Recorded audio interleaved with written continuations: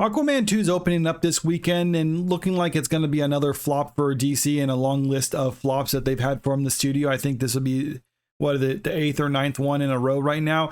This article from the Hollywood Reporter, at least the headline, says $40 million that it could make on its opening weekend. Scrolling further down, it gives a range of around $40 to $45 million that it can make during this opening weekend. We don't obviously have the exact numbers just yet because the weekend is still going on, but judging by the first couple days of showings, that's kind of what they're forecasting for this weekend. The movie earned an estimated $13.7 million Friday from 30,706 theaters, including $4.5 million in Thursday previews. Some people might say just because that's the opening of it doesn't mean it's necessarily going to be a bomb at the box office, because after all, the first Aquaman movie didn't have a very strong opening and ended up grossing over $1 billion globally. It even says in this article right here that it got $67.9 million during its opening weekend domestically. So maybe this second Aquaman movie will have some longevity underneath it, and it might not gross $1 billion, but it might be enough to turn a profit, because with the budget of this movie being around $215 million, or at least that's a reported budget, then you factor in the marketing aspect of it. This probably needs to make maybe around $500 to upwards of $600 million at a minimum in order to break even at the box office. So I guess it's entirely possible that we'll see that with Aquaman 2, but I really doubt it. I think it's going to follow the trend of recent comic book movies like the Marvels or Blue Beetle, where we're going to see a pretty small opening weekend and then a steep drop off the following weekend. So $40 to $45 million is obviously not a good sign if that's the case in this. And when this happens, people are going to try to come up with excuses or try to figure out why this movie's failing so badly. Some people might point to the fact that this is the last movie in the James Gunn or in the Zack Snyder universe in the DCEU before James Gunn officially reboots it.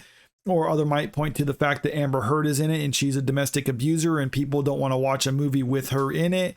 The studio is obviously aware of this. That's why they're trying to diminish her in the marketing leading up to it, but still she's in the movie.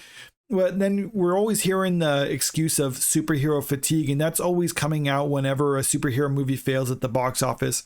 Wan's movie lends further credence to the superhero fatigue theory.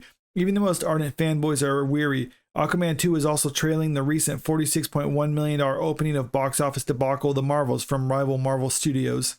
The reason I don't like this whole superhero fatigue excuse is because it ignores the fact that a lot of movies were failing at the box office this last year.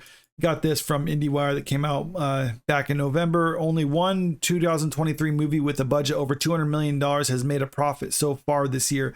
And that one movie happened to be a superhero movie, which was Guardians of the Galaxy Volume 3. But if you scroll down here, it talks about some of the other movies on this list or where those movies are coming from. And check this part out of the article. Of all 14 titles, 7 are from Disney, 9 are sequels or remakes, and 5 are MCU or DC comics. This article also lists off some of those movies that failed at the box office that were $200+ million bombs. And that's not to mention the $100 million movies that failed at the box office too. But still, you're always hearing the superhero fatigue excuse. But what is this? Indiana Jones and the Dial of Destiny, is that sequel fatigue? Maybe that is. Who knows? A lot of people don't like just endless sequels. Little Mermaid, live action remake of Disney Princess fatigue. Doesn't have the same ring to it, but let's go with that. Mission Impossible Dead Reckoning Part 1. That is action spy movie fatigue. I mean, you get my point with this one. It's ridiculous to say there's a fatigue whenever a superhero movie fails, but when anything else fails, no one really has that label to it, because it's all just about branding and marketing. There's really not a marketing aspect to saying that Mission Impossible failed because of whatever fatigue, or Killers of the Flower Moon failed because of historical movie fatigue. It really is just a poor excuse, because these superhero movies are bread and butter of a lot of these studios, especially Marvel and DC. So yeah, they're trying to come up with some excuse for it because they've been dominating the box office for like the last decade, and now they can't seem to turn a profit. And I will admit there's probably some type of fatigue at hand. And what I mean by that is it's not so much as bad movie fatigue, because there's been a lot of bad movies that are comic book movies in the past. All the whole superhero fatigue thing really means is that people aren't just going to habitually go watch a superhero movie just because it's a superhero movie. They did that in the past. I was one of those people too. I'd go out and watch a Marvel movie or a DC movie opening weekend because I just wanted to get ready for the next thing. But over time, I just kind of got tired of it. So now will I go watch a movie from those studios? Sure, I will. But it has to be something that I'm actually interested in. And it can't just be built off of the fact that it's a Marvel movie or it's a DC movie. And there's a lot of people kind of feeling that way. Now, is this to say that those movies are going to end entirely? Well, no, we're still going to see comic book movies in the past, but studios can't really expect to make as much money off of them anymore. And that's why they're probably going to start reducing the budget of these movies, which I think is probably a good first step. A good second step would be to hire better writers and directors, but that might be wishful thinking on my part. And it would be a Christmas miracle at this stage if they brought in actual talent to produce these movies. But until they figure that out, they're probably just going to start reducing the budgets of them so they can maybe turn a profit, even if they only make $300 million. Well, that's still at least profitable if you have a movie that was less than $100 million to make.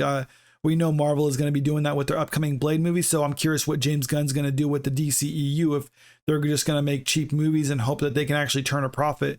Maybe for his first couple, he's going to spend a lot of money, or DC is going to spend a lot of money. They're not going to do so well, or maybe they will do well because people are willing to check out James Gunn's new universe. But until then, I'm not holding my breath that they're going to make anything of quality. At least I need to hear good word of mouth. And so far with a lot of these movies, that's not what we're getting.